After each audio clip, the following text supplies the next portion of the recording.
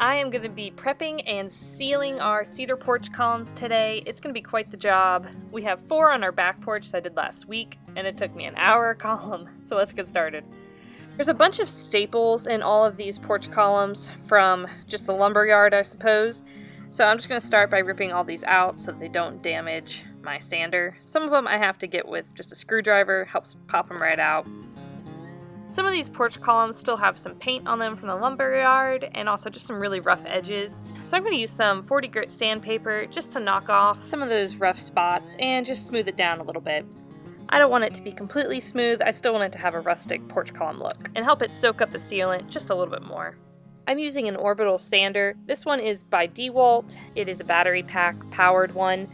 We had a corded sander before. I actually bought this one for Ryan a few years ago for his birthday. It's kind of a present for me too. And it works a lot better than the corded one in my opinion because it just saves so much time having to drag around an extension cord.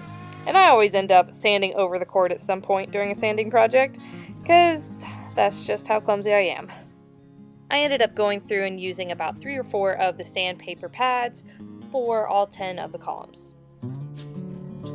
I'm just using the leaf blower to knock off all that extra sawdust. It goes a lot quicker than trying to wipe down each one of these columns, and it's pretty amazing how much extra sawdust was stuck in the grooves of each of the columns. You can see it's quite a few shades lighter than it was previously. The sander really did a good job knocking down those rough edges, and it also helped take off some of those black marks from the railway ties as well.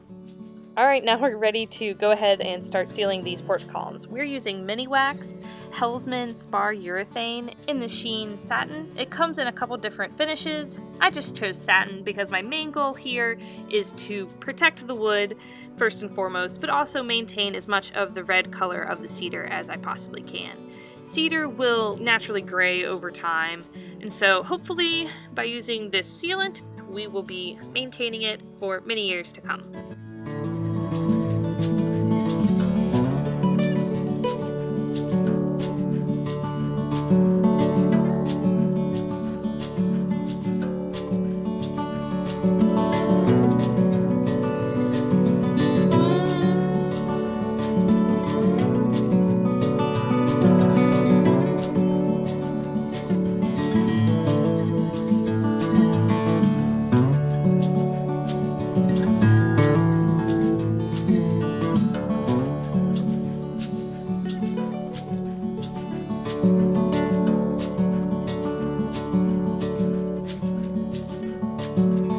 That was quite the project on this hot summer day.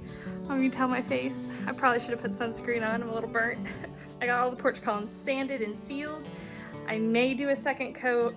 I'm gonna let it dry and do that another day if I'm gonna do it. There were 10 columns here on the front porch that I tackled today. Then there's an additional 4 columns on the back porch that I did last week. It took about 1.5 gallons of the sealant. Overall, I think it went pretty smoothly.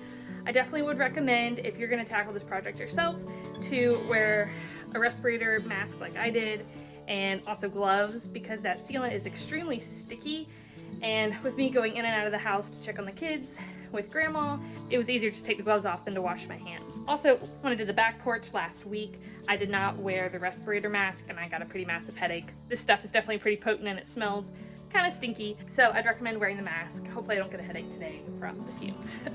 Our porch columns are made of cedar, and so they will gray over time, but supposedly with this sealant, it'll maintain that red color much longer. Well, I'm done. Thank you so much for watching. Please subscribe if you haven't done so already and you like our content, and I hope you guys have a great rest of your day. Bye, y'all.